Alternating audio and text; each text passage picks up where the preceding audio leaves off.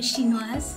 Ah oui, peut-être que tu seras choqué, mais il n'y a pas de conjugaison dans la langue chinoise. 大家好，欢迎来到我的 YouTube 频道。Bienvenue sur ma chaîne YouTube. Si tu es là pour ta première fois, nous sommes très heureux de t'accueillir dans cette communauté d'apprentissage de la langue chinoise. Alors, comme tu es là pour ta première fois, surtout n'hésite pas de t'abonner, de cliquer sur la cloche de notification, de liker et surtout de partager.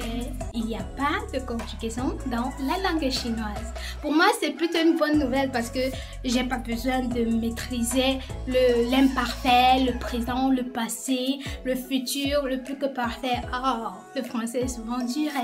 Bon, en chinois, il n'y a pas de passé, passé simple, plus que parfait, imparfait, non. Alors, allons-y voir comment est structurée la grammaire chinoise. Let's go!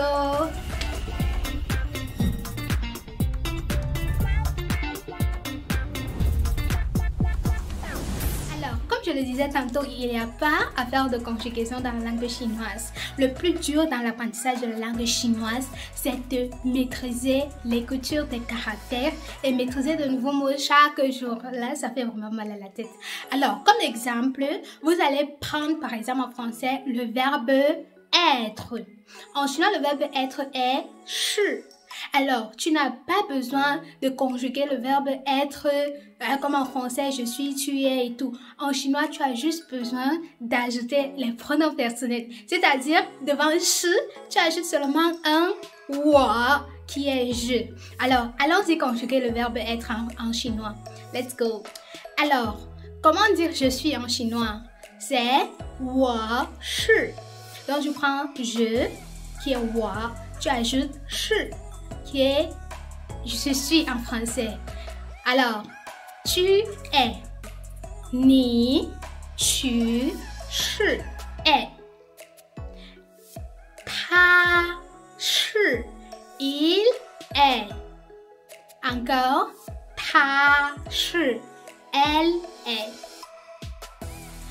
我们 nous 是 sommes. 你们 vous 是 êtes. Ils 他们 是 sont. Elles sont 他们是. Donc il y a juste une petite différence entre l'écriture de il et elle en chinois que vous allez remarquer juste là. Alors vous avez juste besoin de prendre le verbe et d'ajouter le pronom personnel.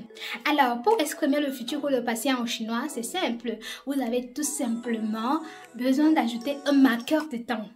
Ou alors, ajouter également la structure le et guo. Ça, c'est une autre leçon de grammaire que je vais faire dans peu de temps. Par exemple, demain, j'irai à la bibliothèque. Alors, en chinois, je dirais 我明天 je 明天 demain 去 le verbe aller 去 图书馆 qui est la bibliothèque. Donc, 我明天去图书馆. Alors là, vous avez ajouté un marqueur de temps qui est 明天 qui va exprimer que l'action se passera demain.